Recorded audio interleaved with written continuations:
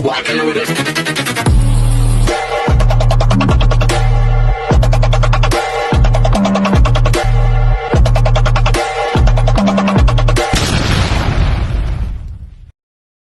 Hello beautiful people! Welcome back to my channel. This is your Mama Sam dito sa Sam Sam TV. Kamusta naman kayo mga amigo, amiga, kumare at kumpare? Sana lahat kayo ay okay at safe ngayong araw na to. Syempre, isang magandang hapon ng Saturday sa atin lahat. So kamusta naman kayo? Kararating ko lang galing Central Bank na nanood kami kasi ng sine ni Nu. Alam mo naman si Nu pag Saturday gusto niya nanonood ng sine. In fairness, na-enjoy ko yung panonood ngayon. At ayun, so napakasaya lang kasi syempre nilibre ako ni Nu ng lunch sa Sizzler. Tapos nilibre ko naman siya sa sine. O, di ba? Tapos nung merienda namin, nilibre niya naman ako. Ang sweet talaga ni Nu, promise. So yon, so kagabi galing ako sa preliminary competition ng Miss Universe Thailand. Konti lang yung tao kumpara nung nakaraang taon dahil siguro nung nakaraang taon ang daming front runner. So ang daming supporters. Ngayon, parang konti lang, dalawa lang naman, tatlo ang naglalaban-laban. Anyway, so na-enjoy ko naman siya kasi ito talaga ang laki ng stage, panalo, sobrang talagang winner para sa akin yung entablado ha. So yon. So masaya yung production nila, masaya yung eksena. So bukas na yung coronation. So pupunta pa rin ako bukas sa coronation. At ayun, so let's see, tingnan natin kung anong mangyayari. So ito nga ang chika.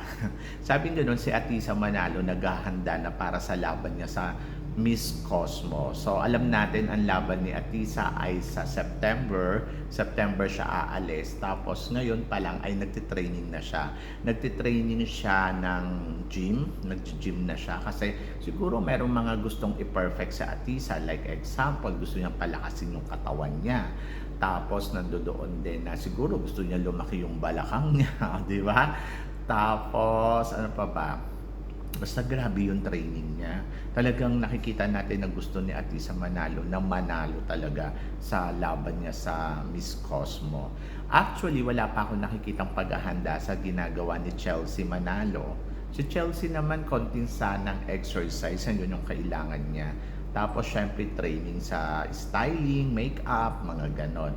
Si Atisa naman, yung styling niya, wala naman ng ipa-perfect pa yun kasi perfect na.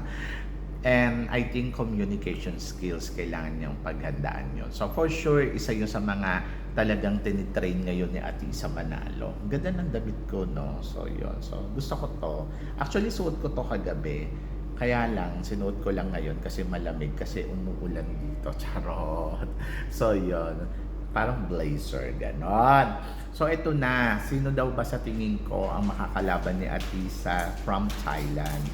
I think sa Thailand, sa Miss Universe Thailand, ang nagko-compete doon sa corona ng Miss Universe Thailand, si Miss Phuket at saka si Miss Bangkok. Sila yung nakikita ko na talaga masasabi ko na mukhang ang lakas ng laban nito. Kung ako tatanungin mo kung sino yung pwedeng manalo ng Miss Universe Thailand, I think si Bangkok. Kung hindi man si Bangkok manalo ng Miss Universe Thailand, I think si Phuket, di ba? Pero ako kumpiyansa ko, mas malakas yung radar ko na si Phuket yung ilalagay nila sa Miss Cosmo. Kasi kumpara kay Bangkok, parang feeling ko yung caliber ni Bangkok. Si Oppo, Miss Universe caliber na eh. Tapos etong si Phuket, parang feeling ko ilalagay nila yan sa Miss Cosmo. So, alin lang sa dalawa ang makakalaban ni Atisa. Kung si Oppo ang makakalaban ni Atisa, actually hindi naman tayo dapat mangamba kasi parang feeling ko si Atisa mas maganda pa din more than kay Oppo in person ha. Pero yung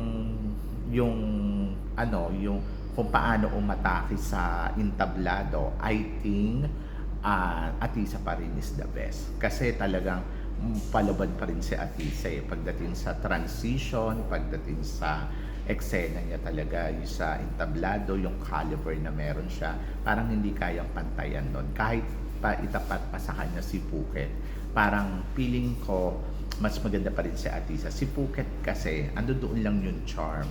Pero I think it's Atisa pa rin ang malakas. So wala tayong dapat ipangamba sa pagdating sa Thailand. Pero syempre, kailangan pa rin talaga ng puspusan ng paghahanda para alam mo yon na mas kumabog. Ako kasi nakikita ko kasi sa Thai ngayon, I think papalo sila sa Miss Universe kung sino man yung ikukuhanin nila dyan. Kasi parang feeling ko, malakas pa rin talaga yung Thailand. Kasi yung mga candidates nila talagang malakas. So kung sino man yung mapipili nila, halimbawa mapili nila si Phuket, mapili nila si Oppo, si Bangkok, o kung si Sakonakon, malakas pa rin yung laban nila sa Miss Universe. Papasok sila sa semifinals, hindi sila may El Tocuyo ngayong taon na to. Kumbaga magugulat ka kapag na El Tocuyo sila. Kasi ano sila yung galawan kasi ni Oppo, kung siya yung mapipili, pulido, panalo, kumakatriona level yung datingan. Pero minsan, pag titignan ko siya, yung halimbawa, nakatayo lang sila, so sobrang tagal nila, nawawala yung yung kinang. So sabi ko, ay hindi rin nagiging consistent. Pero kung ikukumpara ko kasi yung beauty ni yung beauty ni sino ba to? Noong last year nila si Antonia, parang iba yung beauty ni Antonia, iba yung pagiging strong ni Antonia. Kahit hindi nagsasalita si Antonia, mukhang strong talaga eh. Pero kasi si Bangkok kasi, maganda talaga yung execution niya doon sa entablado. Kaya nga sabi ko, kung ito ay papanalo ng Miss Universe Thailand, I think may laban sila sa Miss Universe hanggang top 5. So, yon. Pinakamalayo na nilang mararating yon. I think, swerte nila pag nakatungtong sila sa top 5. Pero, nakikita ko, kaya nilang pumasok sa swimsuit round, kaya nilang pumasok sa evening gown, pero sa Q&A, yun, maliligwak na sila doon, charot. Depende kung may swerte. Pero malakas pa rin yung panlaban ng Thailand. Kahit si Phuket pa yung manalo kasi talagang very charm. But I think Phuket ang makakatapat ni Atisa manalo sa Miss Cosmo. Yes! Kaya good luck, di ba?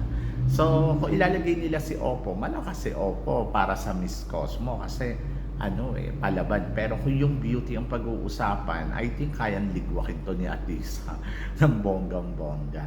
So, abangan natin. Si Honduras din medyo nagpapapansin din talaga, umaatake din ng bonggang-bongga sa social media. Parang, ang ipinapakita niya doon, mukhang nag-iingay ang Honduras kasi parang feeling ko talagang gusto din nila manalo ng Miss Cosmo. Gusto nilang tapatan talaga si Atisa talaga ng bonggang-bongga. But kung kapalaran ni Atisa manalo ng crown mula sa international, kay Atisa mapupunta ang Cosmo kahit sino pang itapat dyan. Dapat ba tayong mangamba? I think hindi. Hindi tayo dapat mangamba, kundi magtiwala. Magtiwala tayo sa kandidata natin. Kahit sa Miss Universe siguro parang feeling ko iba pa din yung dating talaga ni Chelsea manalo. So parang feeling ko kahit manalo si Oppo, parang mas kaya ni Chelsea manalo tumungtong ng top 5 more than dito kay Oppo Tingin ko lang, hindi ko pa naman nakikita kasi si Chelsea talaga in person, pero marami nagsasabi sa akin na sobrang daw talaga, may dating daw talaga. So ang kailangan lang gawin ni Chelsea manalo ay kailangan niyang maging matigas, kailangan niyang maghanda talaga para maging strongest siya sa competition ng Miss Universe. And then tignan natin yung transformation, lalo na ngayon si Mama J na may hawak ng Miss Universe Philippines. I think syempre ego na lang niya yan. Ewan ko na lang kung hindi niya itodo ang paghahanda dyan para sa mga kandidata natin na ilalaban. Kasi syempre yung mga tao, ang tingin kay Mama J, ay nako, yan, di ba? Pero siguro naman ako para sa akin, yung pagpili niya dyan ng mga reyna, I think alam niya yung ginagawa niya. And let be. So magtiwala tayo sa kanya kasi alam niya kung paano magpanalo ng kandidata sa international pageant at hindi naman niyang papayag na basta-basta na lang siya maglalagay ng reyna dyan na hindi ilalaban sa international pageant. Ayun ang gusto ko kay Mama J. Kaya kahit anong sabihin nila, naniniwala pa rin ako na kaya ni Mama J na magpatupad ng para makakuha tayo ng corona sa international pageant. So, trust tayo. I think Atisa Manalo is the best candidates natin ngayong taon na to. At dahil sa paghahandang ginagawa, I think mag-payback sa kanya yan kasi masikap si Atisa. At talagang nandoon talaga na pinagpaplanuhan niya yung lahat. And I'm so excited for Atisa Manalo. So, tignan natin yan. And then, dito naman sa Miss Universe Thailand, malalaman natin bukas kung sino nga ba ang i-appoint nila para sa laban ng ng Miss Cosmo ngayong taon na to. So, exciting to. So, kayo guys, ano guys ang tingin ninyo? Aari ba nga ba ng bonggang-bongga ang kandidata ng mga naglalaban-laban dito sa supranational? So, i-comment sa Miss Universe Thailand.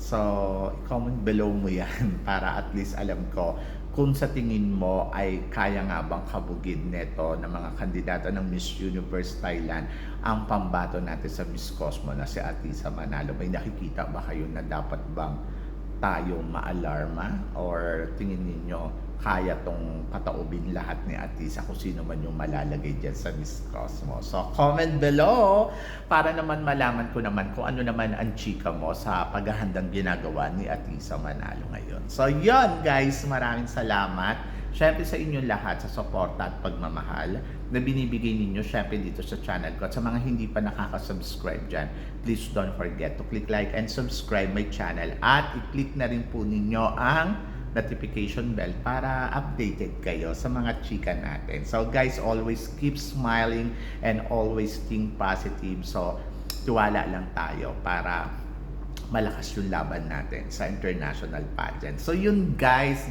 maraming salamat. Hanggang dito na lang, hanggang sa muli nating chikahan. Paalam. Thank you guys.